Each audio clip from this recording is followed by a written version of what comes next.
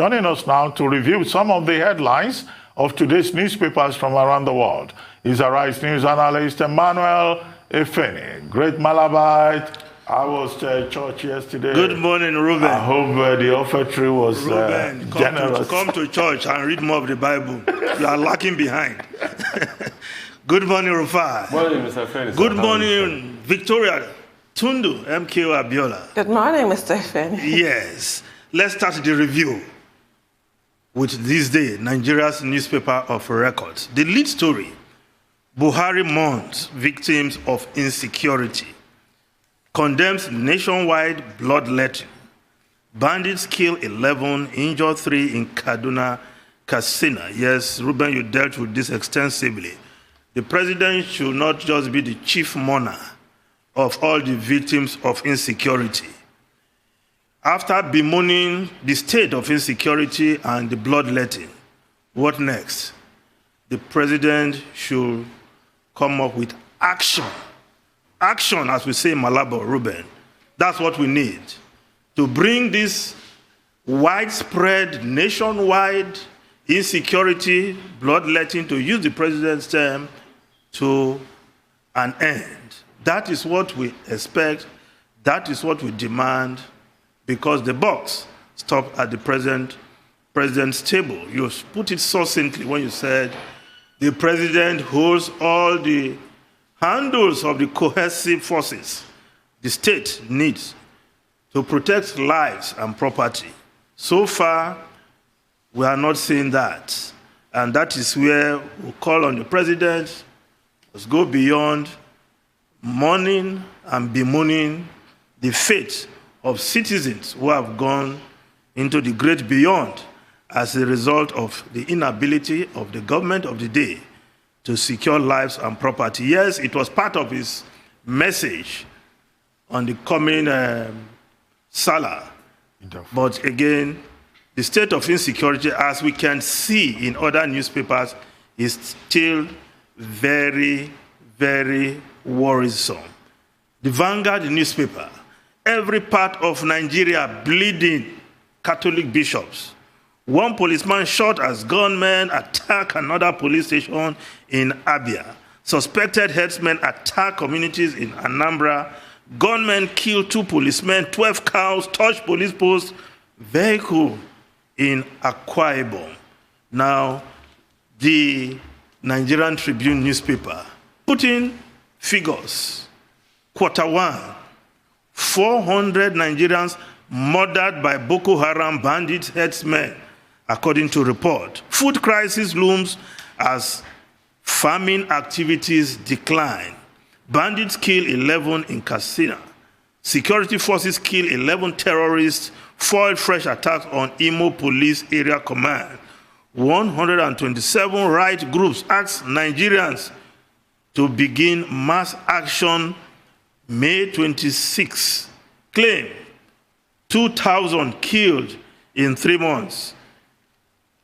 These are worrying figures.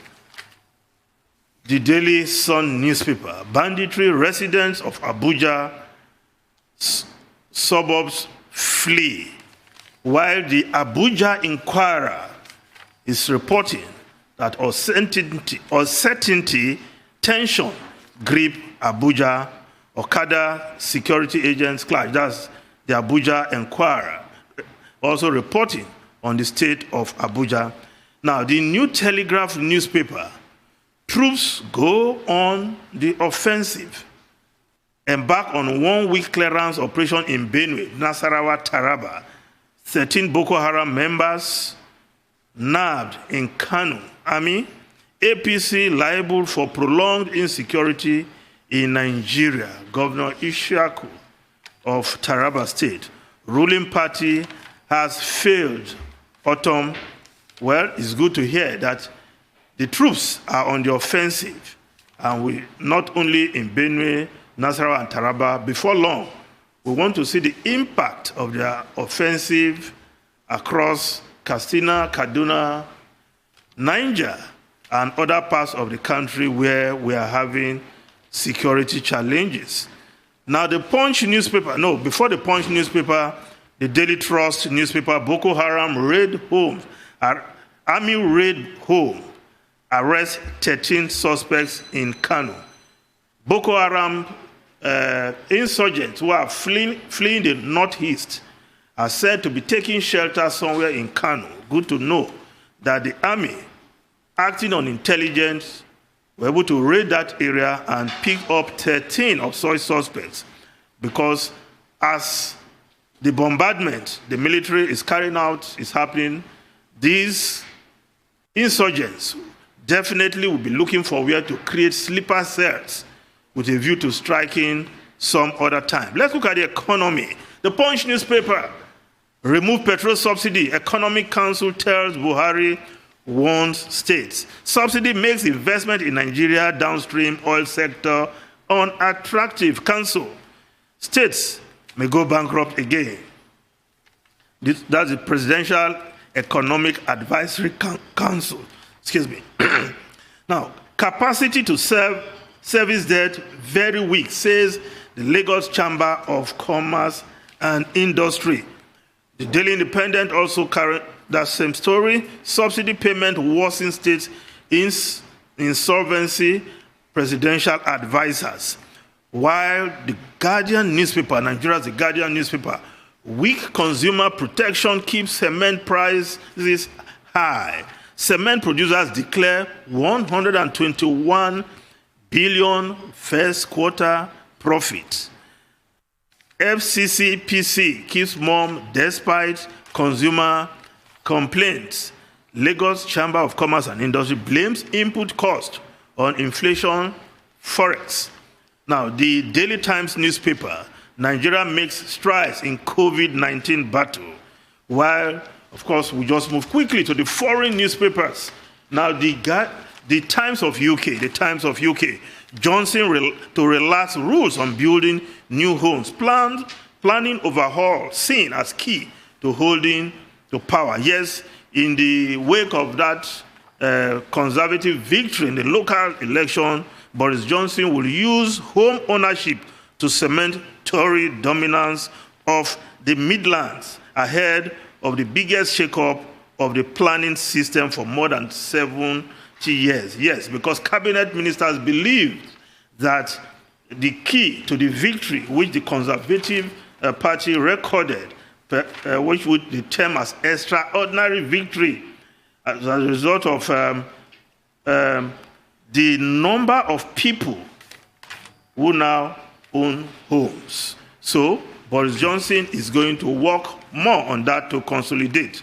But the Labour Party, the independent newspaper, the Labour Party, after that bruising defeat, that drubbing it received in the local polls, Corbyn leads criticism of Stemmer's vote disaster. Yes, that's the independent newspaper of UK.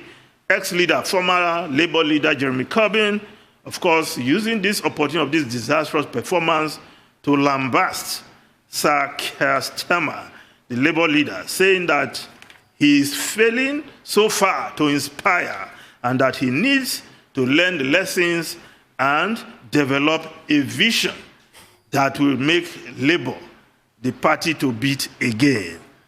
Now, quickly, the Wall Street Journal. In the US, shoppers feel bite as prices begin to climb. Companies are passing on the pain of supply shortages and rising costs of ingredients. Yes, Americans who are used to years of low inflation are beginning to pay sharply higher prices for goods and services, from meat to dishwashing machine.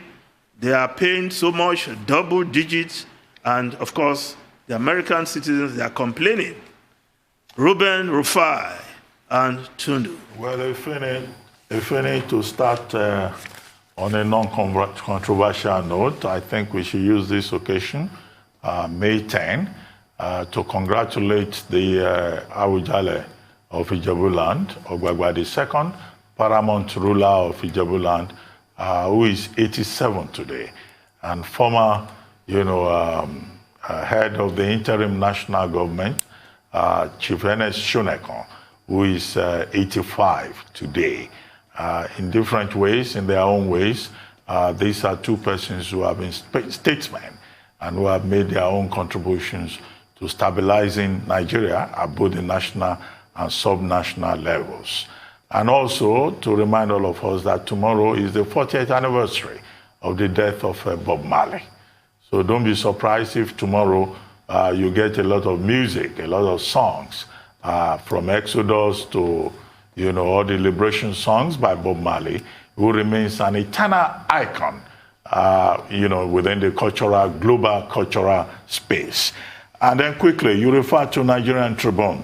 Yeah. The lead story, 400 Nigerians murdered by Boko Haram, bandits and all of that. The first quarter. That's probably an undercount. Yes, I agree with given you. The situation in which we have found ourselves in Nigeria, and government needs to worry about that. All right, thank you so much. Thank you so much, Mr. Ifeni.